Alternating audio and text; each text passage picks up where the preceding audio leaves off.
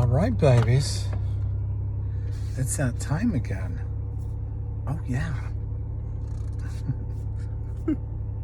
Ah. All right. We are in Joshua 21.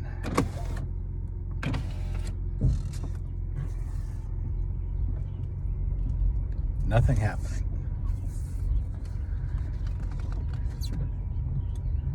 It's just another description of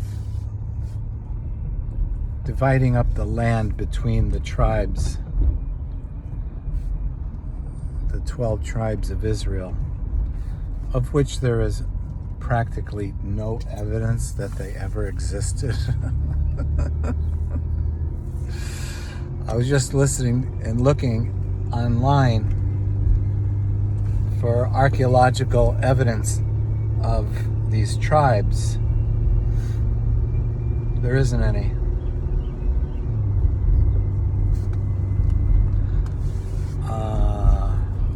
So yeah.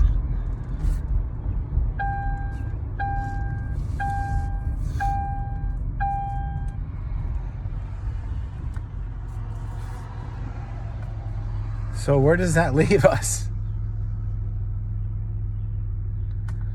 That leaves us to again understanding that the Bible is multi-layered.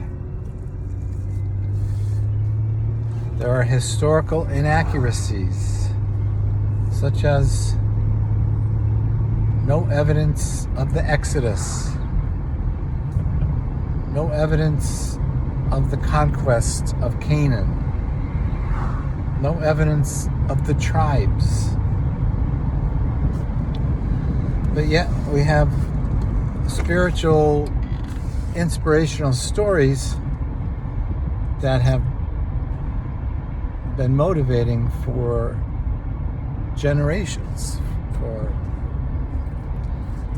literally thousands of years. So what does that mean? That means people create their own meaning. Oh yeah, baby.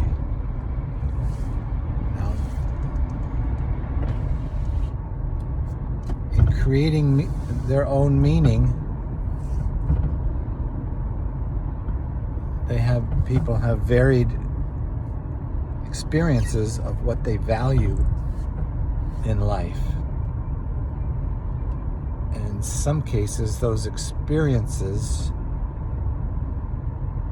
are met with some kind of evidence of divine intervention or presence. And so I just look at it that way. I just look at it, the Bible that is, in the same way we look at our lives today. What can you value? What can you identify as factual? Why do you value certain things? What criteria do you use to identify something as factual?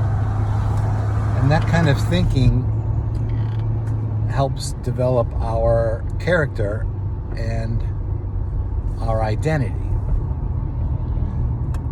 So in that sense, the Bible is no different in how Israel decided at some point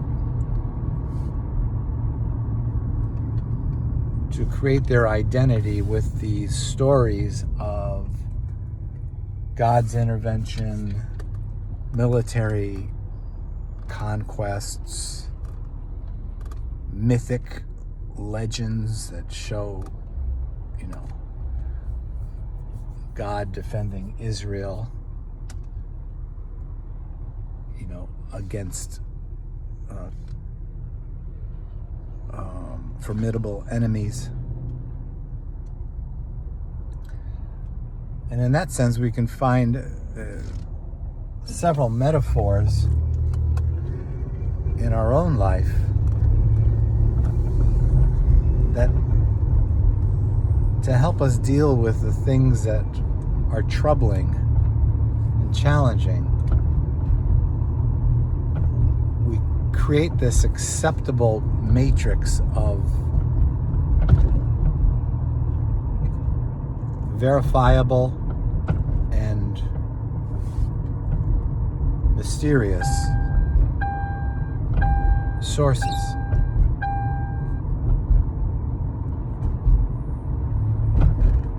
And for myself,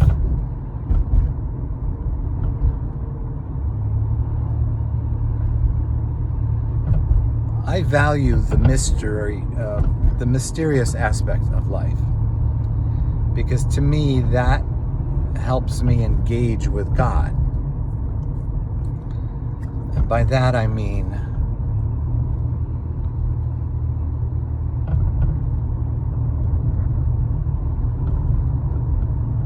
if I can't figure things out based on my own intellect and ability to gather what I consider to be verifiable data,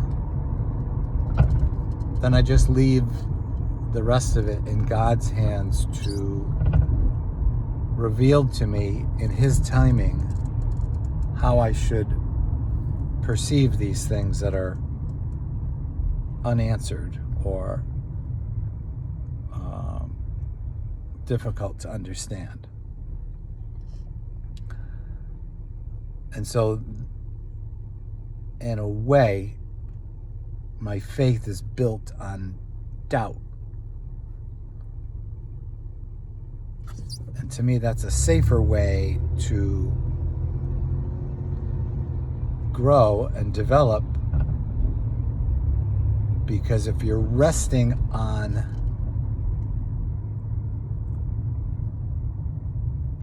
a supernatural intervention to something you're engaged in this realm, then in order for it to be useful and dependable, you've got to have some kind of way of identifying that intervention or that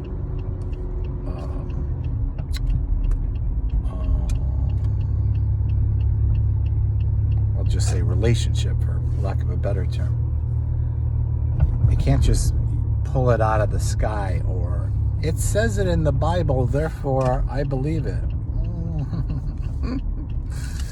What does it say in the Bible? How are you determining what it says in the Bible? How are you creating meaning and interpretation from a difficult passage? Are you learning it all from other people's experience as far as how systematic their data collection is in their life? You know, just believing in fairy tales is about as conclusive as it sounds. And that's really what it comes out to be in a lot of the Bible. But, like I always say, if there's things in your life that are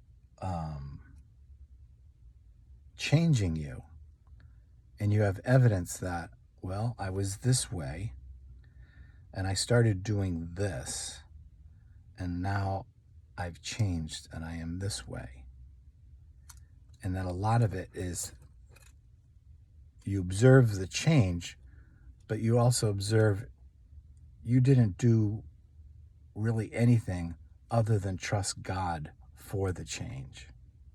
Then to me, that's a lot more comforting and useful for building growth in the future than believing God destroyed the world and put a bunch of animals in a boat.